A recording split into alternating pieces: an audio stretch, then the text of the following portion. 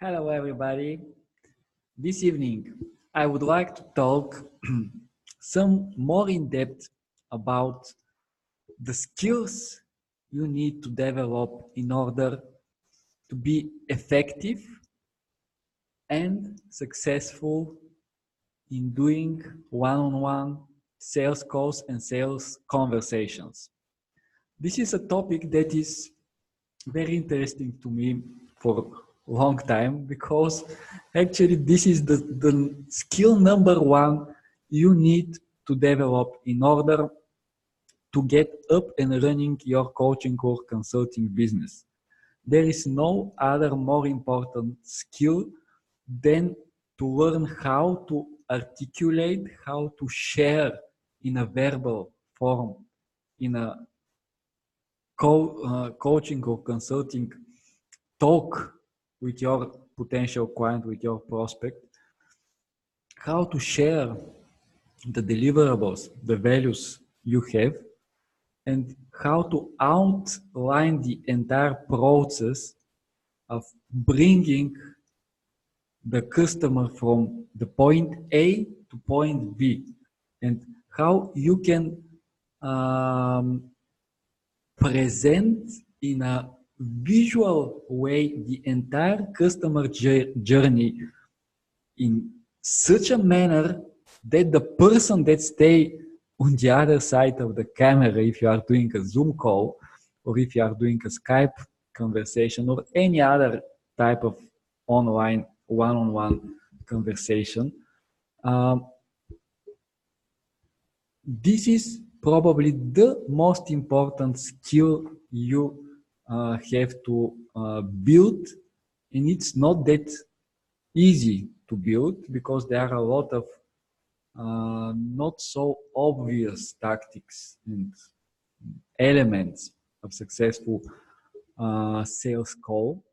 But basically what you have to be able to do is to make visual presentations of how you will bring the customer from where they are at the moment, where they are in their current situations. Because if a person is taking the time to talk with you, if a person is convinced enough that he or she needs some kind of help or assistance in the area you are expert, or at least the area where you are offering your services, this means something about this person. This means that this person already is aware of the problem they face, aware of the feeling of pain in their life. Because let's say somebody wants to lose weight. If somebody is a bit overweight, but probably have other priorities in life and don't even think about being overweight is a problem, they will not respond to your marketing, not respond to your ads or your calls or your offers on anything. But if somebody responds and fill the calendar, agree to talk with you, this means that this person is aware of this problem. For example, it is aware that he already knows that he's overweight and he knows that he have to do something to make his life healthier, to live better, or at least to change a diet or to start exercising or anything. This is just an example of possible potential sales situation. Oops, sorry for that noise from my microphone. So if a person is already aware of this problem, this means he experienced some level of pain.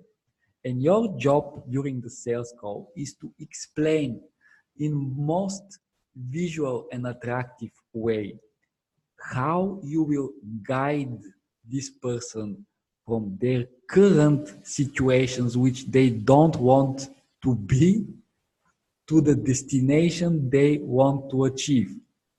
But you will ask questions. What if you don't know what they exactly want to achieve, where they want to go? This is your job to uncover during the call, to understand during the call what exactly this person wants. So you ask questions. You lead the conversations in the way to uncover and understand better first what is the pain of this person, and it's probably related to your field of expertise, and then what is the desired destination. For example, because I'm a runner and I know some running coaches and also friends of mine, if you are a running coach, what is the question that you will ask your potential client? What kind of a race do you want to run? Do you want to run a marathon? Do you want to have better result on your 5K run? Do you want to have better result on 10K run? Or even just imagine you want to finish your first ultra marathon.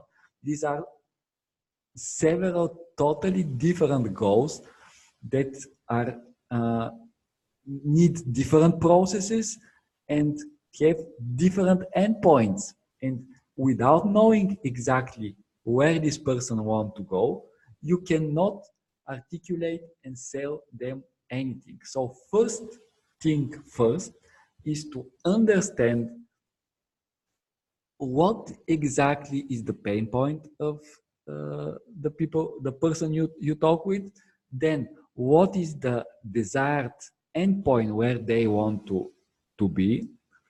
And when you know these 2 points, starting point and end point, or if my screen is if my screen is upside down, not upside down, but left right exchanged, the no, the starting point and the end point, then it's much easier for you to bridge the gap between these 2 points and to present the entire journey which you will lead. For example, if somebody say you, I want to run my first marathon. I never run before more than 5K, and my 5K is about 30 minutes. What should I do?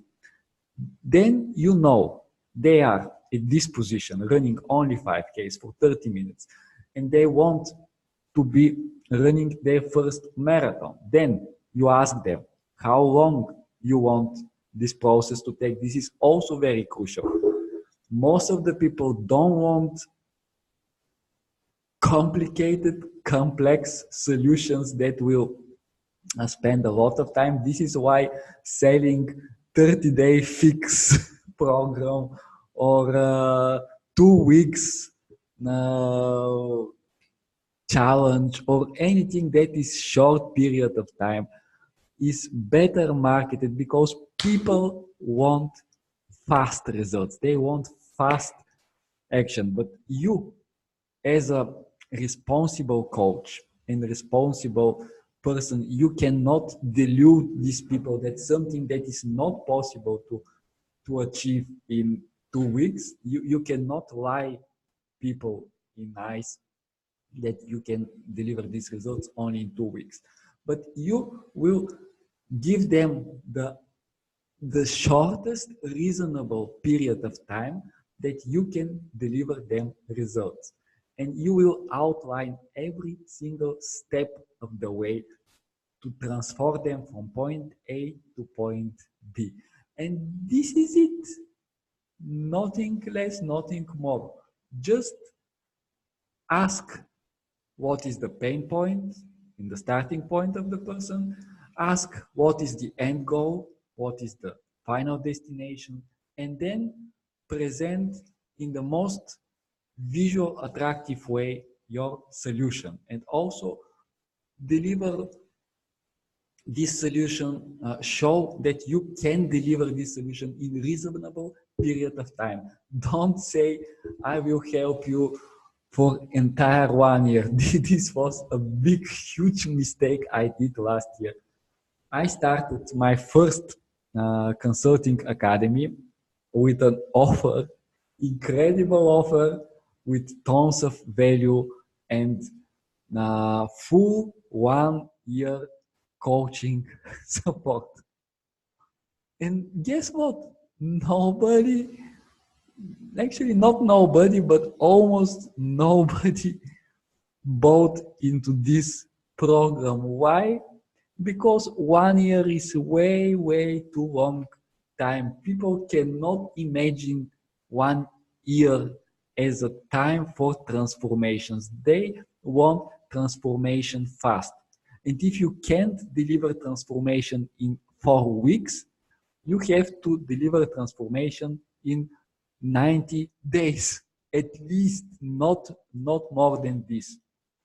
Please uh, don't prolong, or how to say, don't do elongated offers in unreasonable period of times, like 6 months, 1 year, lifetime unlimited. Of course, you can deliver lifetime offers, but lifetime offer for a service that will start giving value immediately. But if you want to transform the life of your client, keep it simple, to the point, and not more than 90 days. This is actually the maximum period of time you should focus your efforts, because people want fast results, and the more effective and faster. Maybe you believe that if you spend more time with this person, he will be happier because you will give him more value, and so on and so forth. But it's not the realm. It's not true in most of the cases. People don't want to spend more time with their teacher. They want to learn faster in order to spend their free time for anything else. So deliver the best possible result in shortest period of time. This is a tip number 2 or number 3, but it's really important, guys. Really important to present your bridge between the initial and the final destination in the reasonable time stamp, reasonable period of time. And if you do this, people will get on board of what you are selling them. Why?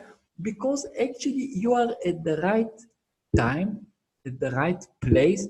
You are exactly in front of person searching solution for their problem, and you are giving them the exact solution. So why they should not buy? Two reasons: they don't have the money, or they are not really committed enough to this process, or a combination between these two. But I cannot find money to be the reason in most of the cases. Of course, there will be some cases that people will not be resourceful, that they will struggle in their mind to make a reason for spending the particular sum of money that you are asking for your coaching or consulting services. For example, if you ask for 2 or 3K for your service, some people may not be prepared uh, to make this money a reasonable spend in their minds. And in this case, they will say they don't have the money. This doesn't mean they don't have the money. This means they are not ready to spend this money. But it's a game, a waiting game between the pain point, the desire to reach the the destination they want, and the money they will spend. And you are not going to play this game with them.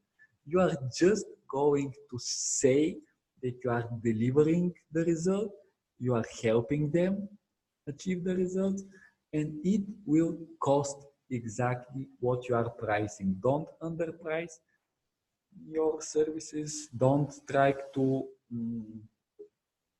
get it lower and lower, because it will only hurt your bottom line, your reputation, and your mindset. Because the most important is that you will always have to keep your mindset on top of the game. You have to be a top level player. You have to keep your mind with the strong belief that you really can provide significant value, significant support for your clients. And with that said, you cannot deliver this result without they paying you um,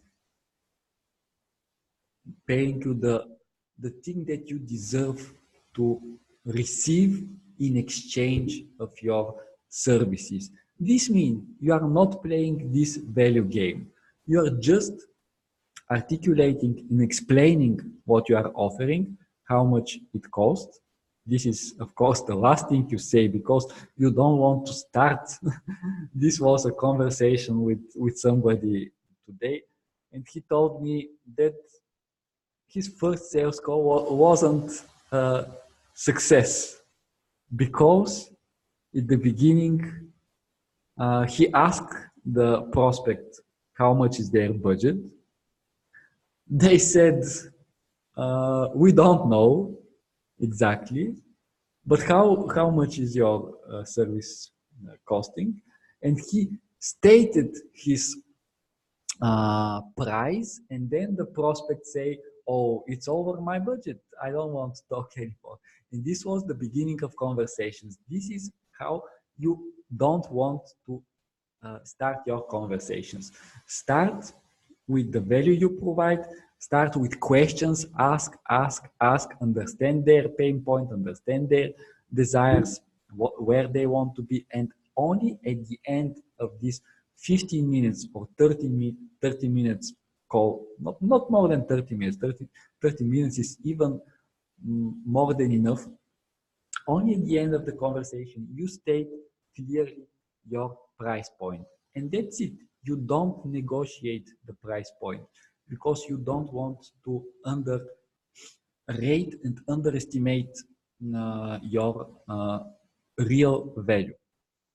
And with that said, it's only up to the person to accept or to reject.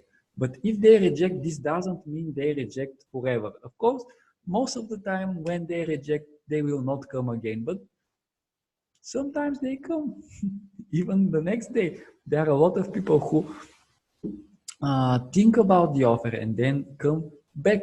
But this again is not automating process. It's not happening automated. You have to have a follow-up sequence, a follow-up process in place in order to continue to interact with these people even after unsuccessful sale calls. Don't lose these prospects if you cannot close them on the first conversation. You can possibly close them on some of the next conversations.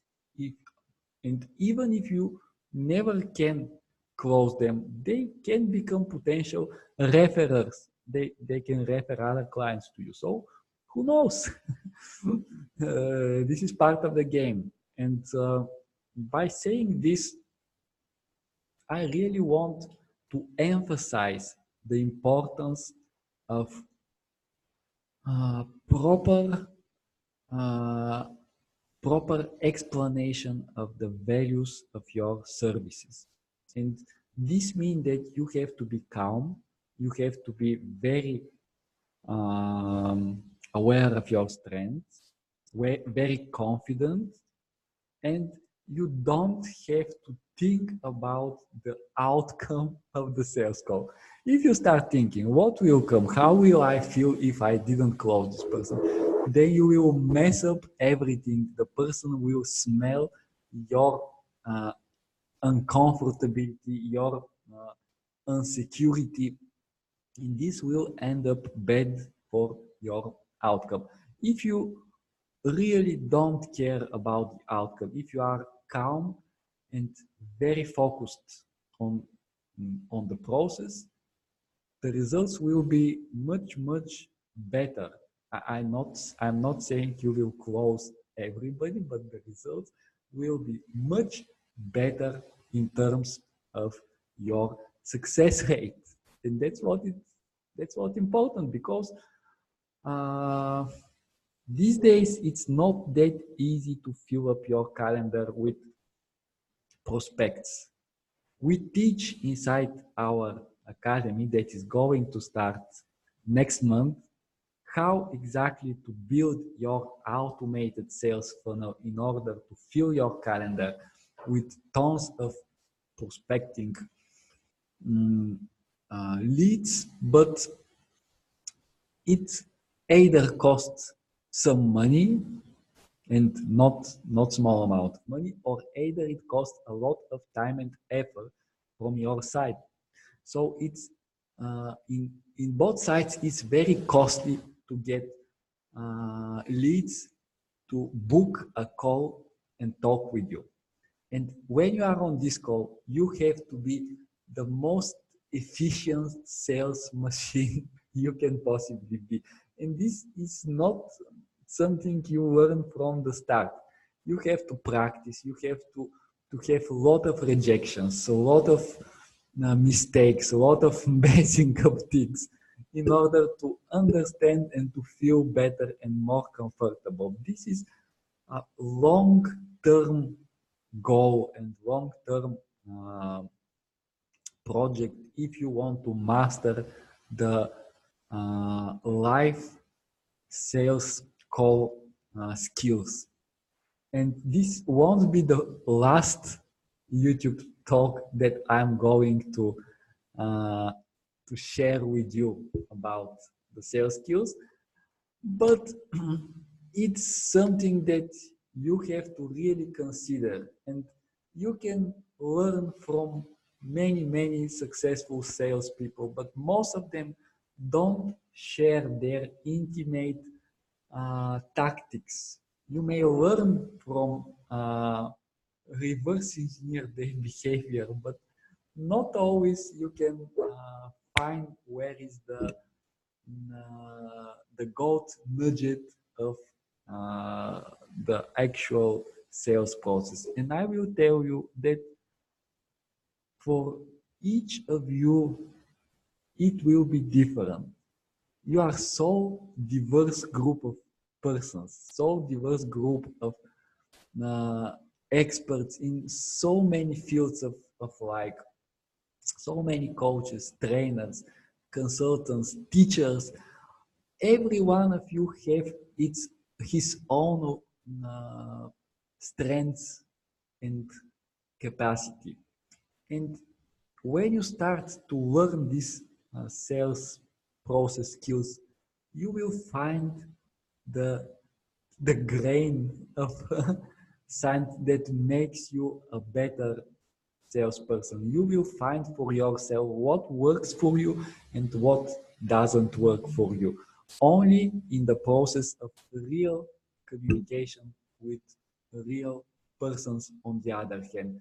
Even if they are not exactly your best prospects, you have to attract and find as many people as you can in order to train your skills, even if they are not your best prospects, even if they are just interested in what you do, even if they are not ready to buy from you, you can practice, and learn these invaluable lessons for your own personality. Understand your strengths, understand your weaknesses, and double down on your strengths improve your strengths and become really better in sales by self learning, self-examination, learning. Probably what I can recommend you as the best way to learn from your own process and from your own mistakes is to record every single sales call. This is something I learned a little bit later in my career. I started doing sales call without recording, but once I realized, why not recording the call and why not replay after finishing the call? Why not see exactly what I did correct, what I did wrong, where I lose the attention of the person, where I gain his trust. If you are recording all of your sales calls, you can go over and over again on them and to learn invaluable lessons from your very own sales call. Of course, if you have a database, for example, if you search on YouTube for other people's sales call, and I mean real sales call, not like the famous Dan Lok faked sales call where he sells something ridiculous to a cold cold lead. Maybe you can learn from other people's sales calls as well, but most helpful will be learning from your own mistakes. So try to record your sales calls in Zoom. This is very easy. There are other softwares as well, but I'm using Zoom for my sales calls. Record them and then hit replay. Simple as that. Thank you very much for watching. I know that I didn't cover everything, but I want to keep this video short and to the point. That's why we will continue with another part of sales training, probably next week. So thank you very much for watching. If you like this content I'm providing you, click the subscribe button, ring the bell in order to see all my latest, most recent videos. And again, you are my wonderful audience. I really appreciate your support and really appreciate your feedback here inside my YouTube channel. Bye bye.